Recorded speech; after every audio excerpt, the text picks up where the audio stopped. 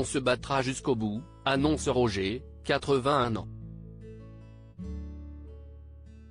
Pour se retraiter, ancien chef d'atelier de fonderie, le courrier envoyé par la Société du Grand Paris en juillet 2020 a fait l'effet d'une bombe. Vous vous rendez compte, déménager toute une vie? Et pour aller où? En maison de retraite?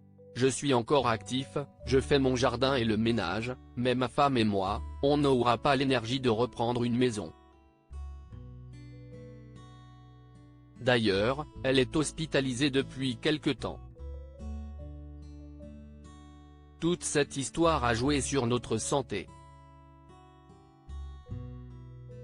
On se réveille la nuit, on cogite, déplore Roger. Dans la lettre en question, la Société du Grand Paris annonçait en effet que la future ligne 15 du métro qui doit relier Saint-Denis, en Seine-Saint-Denis, à Champigny, dans le Val-de-Marne, en passant, donc, par Rosny-sous-Bois nécessite de raser 25 habitations. Une trajectoire qui, d'après les futurs expropriés, semble avoir évolué depuis la validation du projet en 2017. Au début, les travaux concernaient le secteur de la gare, justement parce que cela n'avait aucun impact sur l'immobilier et puis, après les élections municipales, on apprend qu'ils vont devoir creuser dans notre rue. Les prix ont flambé et ils craignent de ne pouvoir se reloger dans le secteur avec les autres membres des 25 foyers concernés. Une pétition a été lancée et des réunions ont eu lieu pour tenter de trouver une issue favorable. Mais la Société du Grand Paris ne compte pas modifier son projet. Elle affirme toutefois souhaiter proposer des accords amiables et des solutions personnalisées qui conviendront à chacun d'ici à la fin 2022, échéance à laquelle il faudra quitter les logements à détruire. Si j'avais été jeune, j'aurais pu concevoir de vendre et de partir m'installer ailleurs. À ce jour, une dizaine de propriétaires semblent avoir trouvé un terrain d'entente financier pour céder leur maison. Mais pour les plus âgés, la situation est complexe.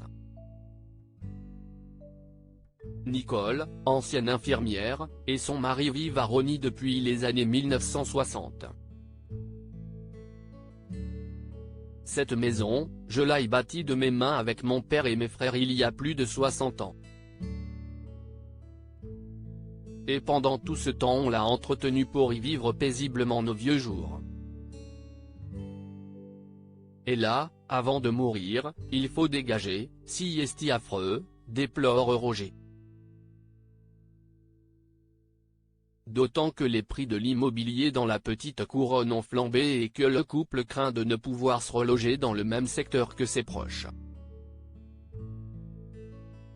Ici, on a tous nos repères. Nous sommes tout près des magasins d'alimentation, du centre commercial et de notre famille.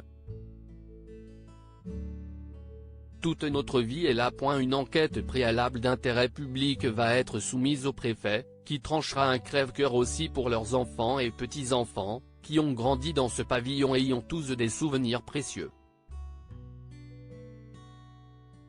Ils s'occupent des démarches administratives et défendent nos intérêts, explique Roger, qui peut compter sur les siens. Dernière avancée en date, une enquête préalable d'intérêt public effectuée en mairie et transmise au préfet qui doit soit autoriser l'expropriation, soit décider de revenir au projet initial dans le quartier de la Gare et épargner ces 25 maisons.